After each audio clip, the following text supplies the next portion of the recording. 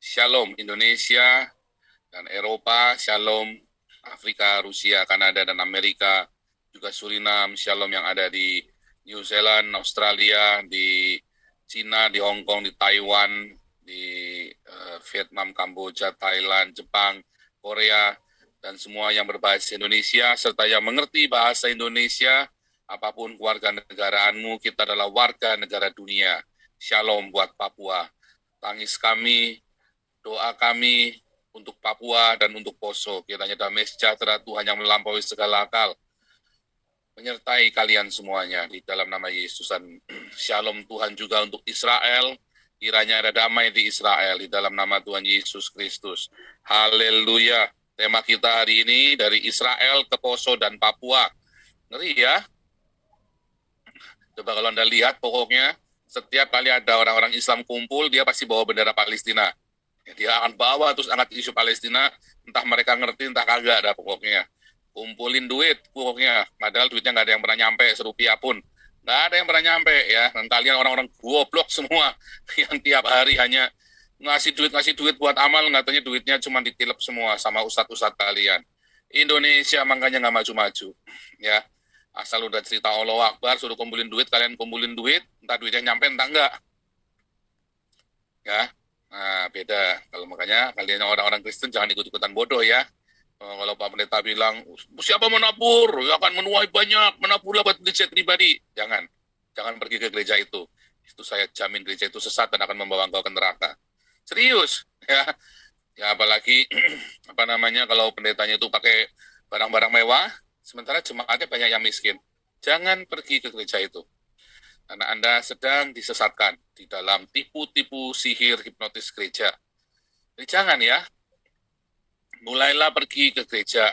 Pergilah ke gereja yang pendetanya hidupnya sederhana dan selalu berdiakonia, bermarturia dengan berani.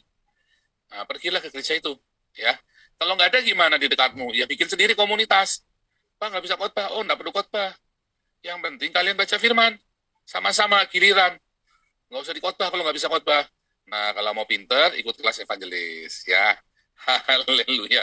Hari ini kita dengarkan ada ini ya beberapa korban di daerah itu tadi ya daerah Israel, dan seperti biasa media Indonesia dengan tololnya memblow up, entah mereka ngerti entah enggak. Namun yang kita mau bicara hari ini sebenarnya hanya untuk mengklarifikasi semua berita-berita. Teman-teman boleh urunan juga, boleh sharing, ya. Kita boleh saling share, dan kita saling berbagi, ya.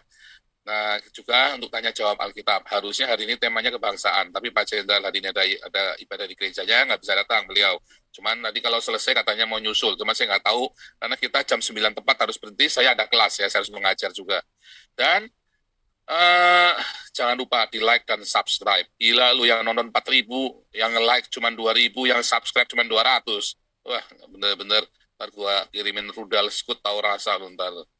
Ya, oke, jangan pelit-pelit dong like sama subscribe-nya dong, ya.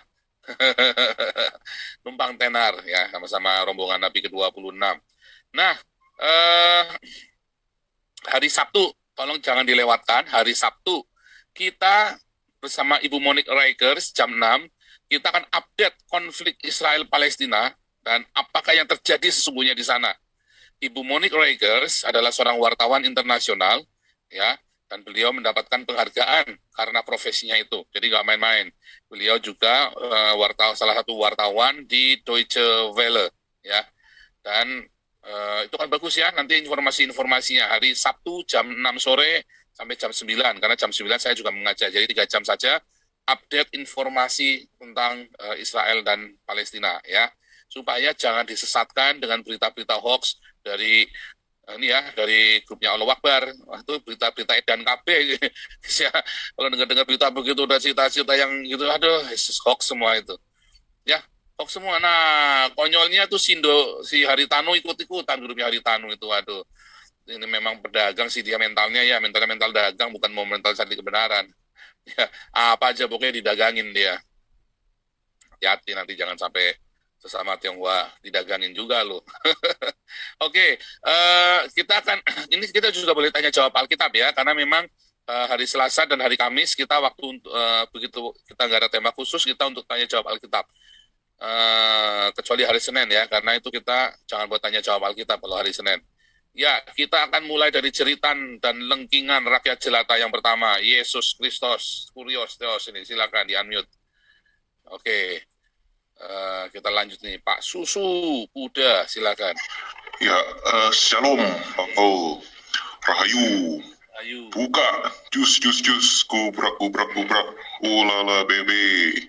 Bapak, ya jadi ini masih berlanjut ya, yang polemik ini maksudnya media di tanah air selalu menggembosi mengenai bagaimana itu seakan-akan sebuah kewajiban bagi negara gitu ya, secara resmi untuk 100.000% dalam tanda kutip mendukung dan membantu Palestina gitu loh, dan tanpa memperdulikan yang sisi lainnya gitu Pak. Yang kayak kemarin kan saya udah bilang juga, Pak Jenderal pun sudah bilang yang katanya kalau apapun yang dikatakan atau dilakukan Palestina itu dianggap benar, kalau apapun yang dikatakan dan dilakukan Israel dianggap salah.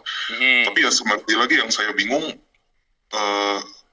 yaitu kenapa ngurusin kutu, mentalitas yang mengurus kutu di seberang lautan tapi tidak mengurus balok di depan mata itu masih berlanjut. Soalnya kan seperti topik hari ini bilang di Poso itu kan masalah yang masih mengerikan dan belum selesai ya Pak ya. Maksudnya baru-baru ini ada pemenggalan, belum lama itu ada pemenggalan yang nama gerejanya saya lupa, yang Salvation Army itu Pak.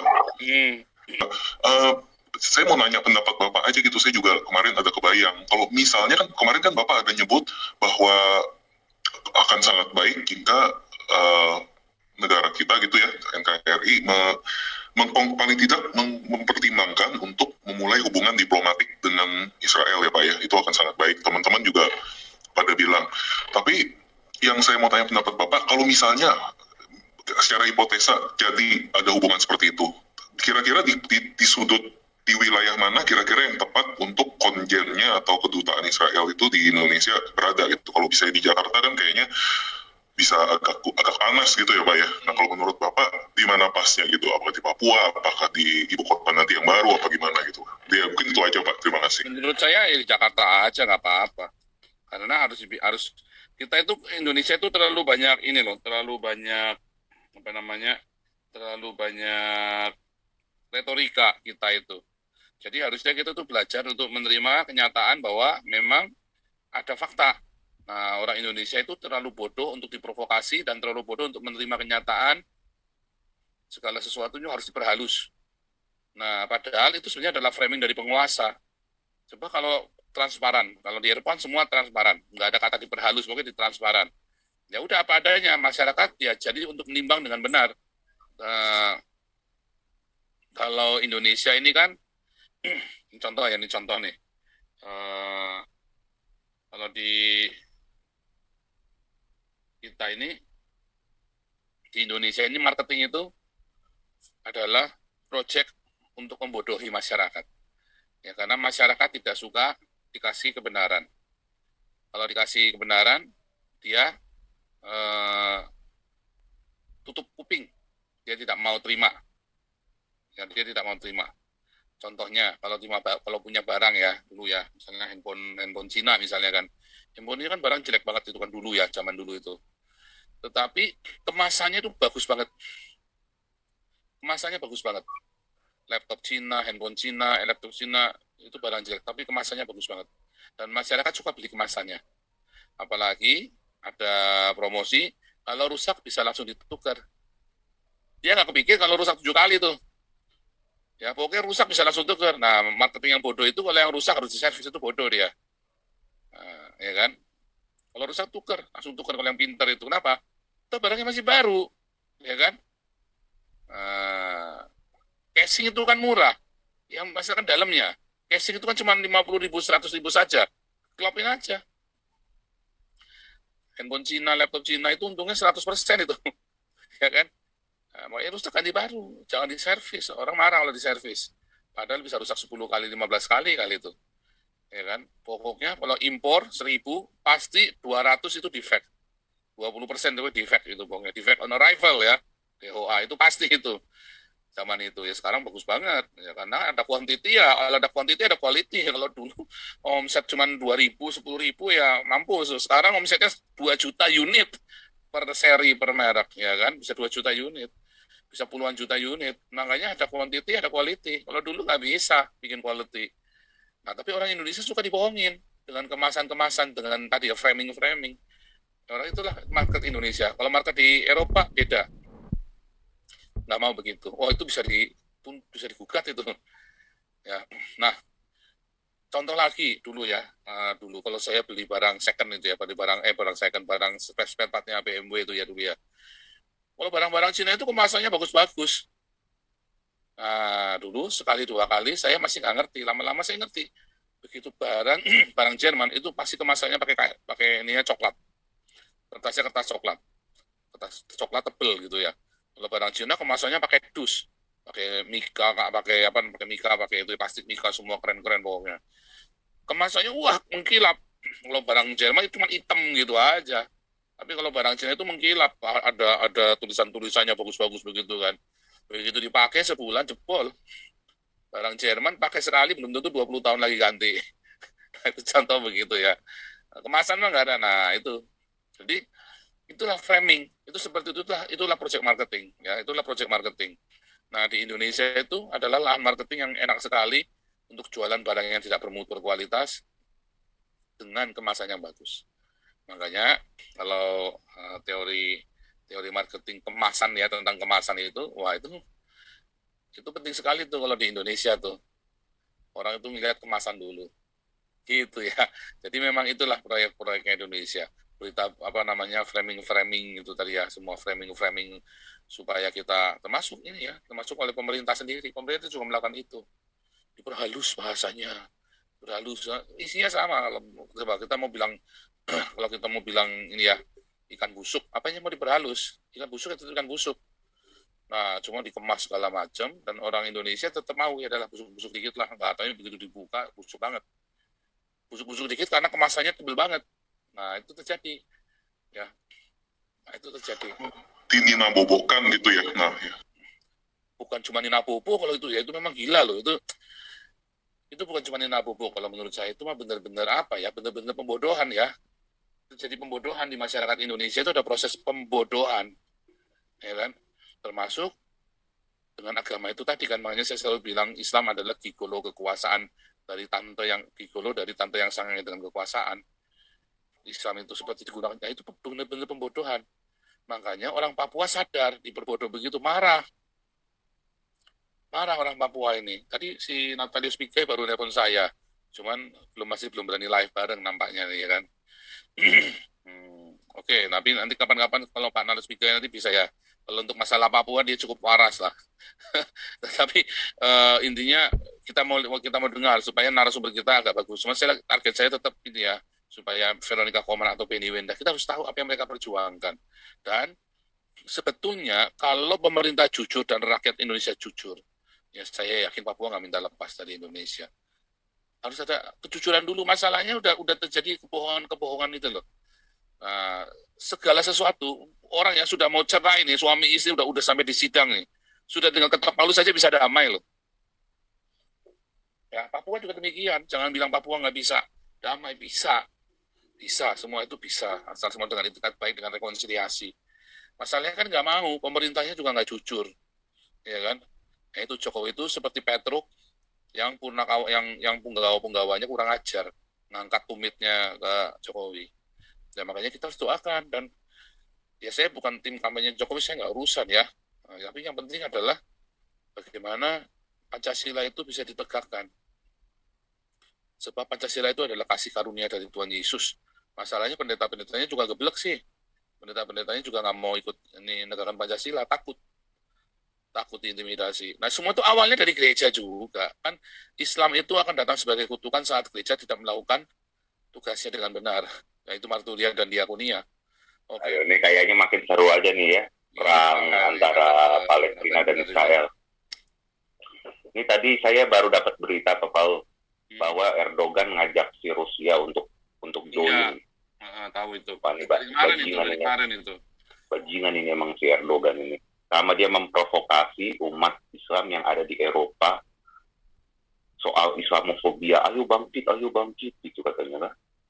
Bajingan ini. Bahas yang tentang ini ya, geopolitisnya itu kita akan bahas dengan Ibu Monique Reikers karena beliau yang lebih tahu persis dan beliau juga wartawan. Jadi informasinya dijamin A1, Pak. Jadi bukan, kalau kita kan informasi sekunder. Kalau beliau tuh informasinya itu A1 primer, Pak. Nanti hari Sabtu. Jam 6 ya, hari Sabtu jam 6. Dia kalau untuk wilayah-wilayah memang bagus ya. Tapi kalau ini kita kan ngambil berita-berita dari luar kan, jadi seimbang kan. Reuters, BBC. Kalau Ibu Monique Reikers kan memang wartawan dari Deutsche Welle kan. Iya, pasti dia nggak berani ke sana ini kalau sekarang ini.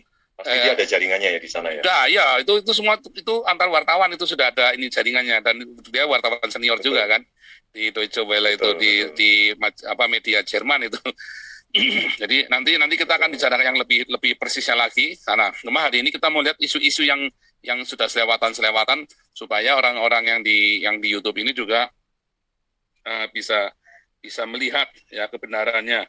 Jangan mau dibodohi terus, jangan mau di framing terus selama ini. Termasuk tadi yang waktu di rapat PBB itu jargon-jargonnya orang-orang Palestina itu, dia bikin sedemikian rupa informasi-informasi disebar ke seluruh dunia, termasuk orang Indonesia, termasuk Jokowi. Di framing sama orang Palestina ini sehingga terjadi kebencian yang amat sangat terhadap orang Israel. Padahal yang terjadi tadi kan ternyata sebaliknya. Oh, ternyata orang Palestina ini kurang ajar, ya kan. Nah, memang kalau secara warasnya ya, lawang mereka ke rumah sakit aja, rumah sakit Israel. Mereka saja kalau sakit presidennya ke Israel. Mereka airnya pun air bersihnya dari Israel, listriknya pun dari Israel. Coba. Tetapi kan kita tahu kalau Indonesia ini kan mayoritas Muslim. Yang menjadi pertanyaan saya, apakah nanti militer Indonesia bisa atau dipaksa atau bagaimana ceritanya untuk bergabung kepada negara-negara dari Liga-Liga Arab ini? Menurut Bapak bagaimana? Itu pertanyaan saya, Pak. Ya, terima kasih. Salah itu pokoknya gini, nanti orang-orang Arab ini pasti akan berdamai dengan Israel. Ini Palestina ini kan cuma cari perhatian karena dia sudah ditinggal sama negara-negara Arab. Yang mendukung Palestina ini kan hanya Turki, Iran, Indonesia sama Afghanistan. Kalau yang lain mah udah nggak ada yang dukung Palestina lagi. Negara-negara Arab semua dukung Israel semua. Karena mereka sekarang menyadari Palestina itu nggak benar. Dulunya mereka itu taruh Palestina itu memang buat ngeganjel supaya di seluruh jazirah Arab, bahkan sampai ke tanah Venesia itu jangan ada orang yang bukan Islam. Maunya mereka begitu. Tapi kan zaman berubah. Mereka terima kenyataan setelah mereka ternyata dimakmurkan oleh Amerika dan Inggris. Mereka tidak bisa mengejar kejayaannya orang-orang Eropa ini. Mereka sadar bahwa Islam itu bukan jawaban. Makanya sekarang ini mereka juga masih menutupi terjadi perbudakan seks di sana. Itu ditutupin semua. Kemarin G20 sudah mau diboikot itu kemarin itu gara-gara ada perbudakan seks di Arab Saudi. Nah, itu sekarang menjadi taruhan besar di sana itu. Makanya mereka sekarang menyadari, Mesir pun sekarang pro-Israel. Nah, Palestina sekarang lagi cari perhatian. Nggak akan berhasil. Tapi Erdogan berusaha Erdogan itu sudah kapal karam itu, kapal oleng kapten. Kalau Erdogan itu udah dia pemilu bolak-balik sudah 3 kali pemilu dia kalah, tapi dia curang kan. Sudah jelas kalah, udah dibilangin kalah kok. Tapi kok bisa masih berkuasa sampai sekarang padahal pemilu 3 kali sudah kalah terus. Nah, karena ya pemilu tinggal pemilu, dia mah tetap berkuasa. Oh, itu sudah kenyataan, ada 2 juta orang Turki yang ada di Eropa ngungsi dari Erdogan. Nah, itu Erdogan tuh ini siap bom waktu saja, tinggal meledaknya aja itu. Itu nanti matinya bisa ngenes itu kayak si siapa itu yang diseret di pinggir jalan itu. Si siapa itu yang di Libya itu. Gaddafi. Iya. Diseret di pinggir jalan kayak anjing dicincang begitu kan. Wah, itu Erdogan hati-hati itu. Wah, itu orang-orang marah loh, sini banyak orang marah sama Erdogan juga. Jadi boolnya kayak Gaddafi. Mengerikan sekali loh ini Erdogan ini, posisinya Erdogan ini mengerikan sekali. Nah, ini semua 3 kali pemilu kalah, tapi dia tetap berkuasa coba. Padahal sudah jelas kalah loh pemilu. Kebayang nggak itu orang marahnya seperti apa? Nah, itu yang terjadi dengan Erdogan. Jadi mau Erdogan mau menunjukkan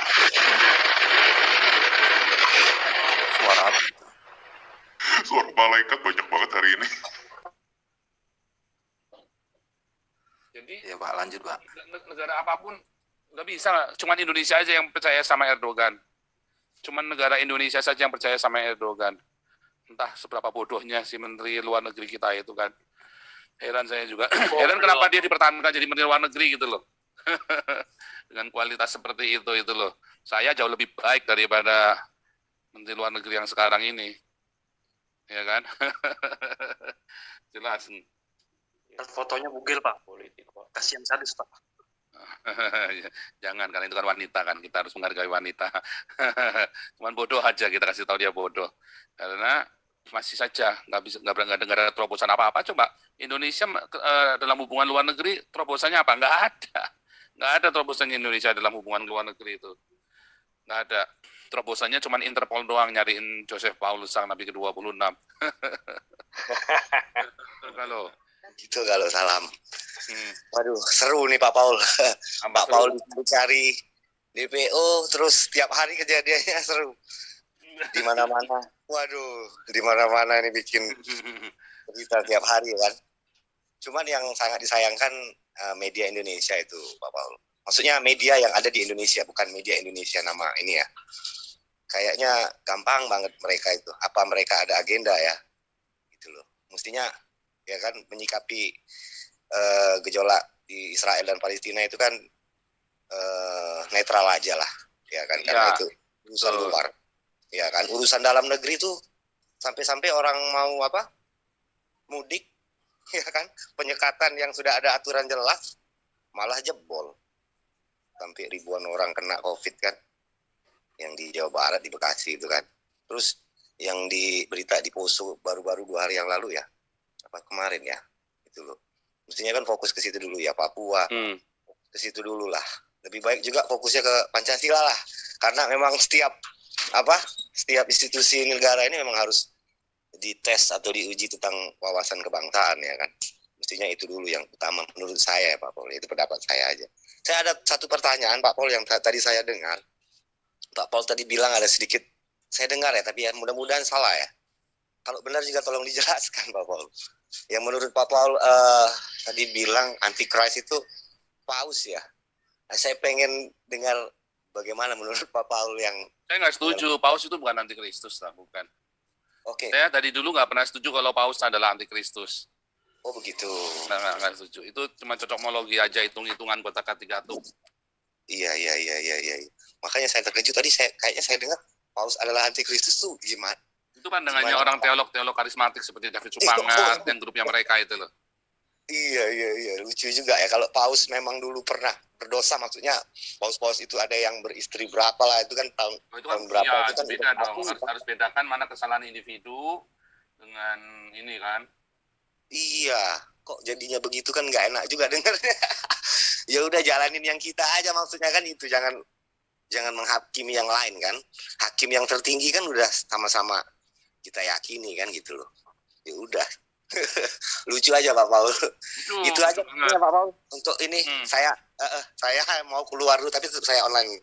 Ya. Oke, dan memang yang lebih lucu lagi ya dari paus dari para penganut teori konspirasi ini, yang tertulis mereka nggak percaya, yang nggak tertulis mereka bikin-bikin. Nah itulah, hati-hati ya dengan teori konspirasi. Dan yang kedua, memang kalau ini saya mau tampilkan berita, tapi saya masih belum bisa buka WhatsApp yang di iPad saya ya. MUI menyerukan agar negara-negara OKI memerangi Israel. Saya sih berharap Indonesia perang sama Israel loh. Menjajal gitu loh, ngelihat hasilnya gitu loh. Indonesia ngelawan Israel gitu kan. Harusnya dijajal itu. Kayak apa. Begitu Indonesia perang lawan Israel, Papua selesai aja hari itu juga. Jadi lundrung. Nah iya, geblek juga nih ya. Ini si MUI ini juga ada aja. MUI ini memang kerjanya cuman menghasilkan fatwa-fatwa geblek. Nanti perang beneran dianya lari Pak Paul. Iya. Kurir yang membawa sesuatu untuk disampaikan kepada orang lain. Apostel. Kalau bilang jongos, nah itu sebetulnya kalau bilang, makanya di Alkitab itu nggak ada orang ngaku-ngaku nabi. Tapi orang-orang ngaku rasul itu banyak. Apostel, karena apostel itu artinya jongos. Begitu. Nah baru setelah zamannya para rasul itu, kata apostol itu jadi keren, karena biar jongos, biar cuman kacung, tapi bisa bangkitin orang mati tuh. Nah, Muhammad ikut-ikutan pakai tuh kata apostol. Tapi kalau bilang kata apostol, sebenarnya Muhammad lagi kacung, nanti nama artinya kan. Aku bersaksi bahwa Muhammad adalah kacung, adalah jongos. Begitu, sebenarnya maksudnya begitu kata apostol itu. Nabi orang yang melihat jauh ke depan, apostol itu orang yang membawa berita yang sudah ada beritanya itu. Nabi itu melihat jauh ke depan, bahwa Mesias akan datang. Apostol memberitahu bahwa Mesias sudah datang. Gitu ya, intinya begitu saja. Saya soalnya dari waktu kecil, saya pernah punya pengalaman seperti kayak gini, Pak. Ini kayaknya sesuatu pernah terjadi. Itu nggak tahu apa ya. Itu kayak banyak gitu, itu pengalaman psikologis deja vu itu. Biasa itu. Banyak itu. Gitu, kan. Itu deja vu namanya. Karena otak-otak kita kan bekerja di dalam berbagai rangkaian peristiwa-peristiwa matriks, sehingga kita rasanya seperti magis. Karena kita nggak menyadari, tapi kalau kita menyadarinya, kita maklumnya. Kalau saya karena mengamati ya, jadi buat saya itu bukan magis, buat saya itu matriks biasa. Tapi kita bisa menggunakan matriks itu kalau kita mengerti, gitu ya. Jadi apakah kalau melihat, kalau mendapat satu penglihatan itu adalah termasuk indera keenam atau bagaimana? Penglihatan itu harus diuji. Kadang-kadang penglihatan itu hanya cuma ngelihat doang. Saya selalu menguji penglihatan ya. Tidak semua penglihatan itu benar. Kadang-kadang itu karena memang hasil halusinasi kita. Makanya diuji. Kalau saya selalu catat ya. Kalau saya dapat penglihatan, lagi duduk begitu ada penglihatan, jangan-jangan itu karena saya sedang berhalu saja. Nah, tetapi saya orang yang jarang melamun. Nah, kalau orang yang sering melamun itu hati-hati. Seringkali penglihatannya itu tidak benar. Nah, kalau dalam mimpi kita sering, misalnya saya suka apalagi mimpi. Kalau yang namanya mimpi nyanyi gitu. Itu harus diuji lagi mimpi. Mimpi itu aneh-aneh. Orang mimpi itu bisa lompat-lompat karena kita nggak bisa kontrol mimpi kita. Bisa lompat-lompat. Itu. Jadi mimpi lebih hati-hati lagi. Kalau mimpi itu karena kita dalam keadaan nggak sadar, semua yang kita lagi capek, kita mimpi karena lelah, mimpi karena takut, mimpi karena saking senengnya, mimpi karena pertanda, itu semua diamatin deh. Kalau saya itu biasa ngamatin sih ya. Kalau saya suka ngamatin dari kecil. Jadi saya tahu kapan saya ngimpi bunga tidur, kapan ngimpi yang akan terjadi. Jadi tidak semua ngimpi itu bisa dipakai ya. Hati-hati nanti kita menghabiskan waktu kita dengan ngimpi-ngimpi, kita jadi pemimpi loh. Hati-hati. Kalau saya tidak suka mengandalkan hal yang begituan. Walaupun saya seringkali diberi petunjuk dengan hal seperti itu, tetapi saya tidak mau mengandalkan. Karena lebih baik kita berjalan dengan kebenaran, dengan iman. Itu pasti akan lebih benar daripada mimpi nubuatan sekedar itu ya. Walaupun hari ini yang saya terjadi dalam hidup saya adalah nubuatan beberapa orang hamba Tuhan sebelumnya. Tetapi ketika saya nungguin nubuatan itu saya lelah. Begitu saya kan nyampe sendiri, tiba-tiba udah nyampe sendiri. Nah, jadi ngapainnya dinubuatin dalam hati saya? Mendingan kan kita jalanin saja hidup ini dengan iman, dengan benar. Begitu ya. Banyak orang-orang suka mengandalkan nubuatan dan mimpi-mimpi, akhirnya dia udah gitu nubuatannya salah lagi dan mimpinya salah. Akhirnya dia hidup di dalam halusinasi dan dia nggak mengalami progres. Dia jalan di tempat dan dia akhirnya menyusahkan banyak orang. Karena itu tadi dalam ilusinya dia. Nah, itu saya tidak menyarankan. Makanya saya sangat berhati-hati sekali. Firman Tuhan mengatakan, ujilah segala sesuatu. Gitu ya, Bu. Hati-hati pokoknya. Iya. Bukan Makanya ditepis, tapi hati-hati. Tetap dulu, makanya supaya saya jangan terlalu mau panjang, melihat Ibu. itu. Tetap dulu karena sudah setengah jam. Ya, supaya yang lain bisa gantian. Ya, oke, stop dulu. Ya. Terima kasih, Bapak. Salam Pak Paul. Shalom.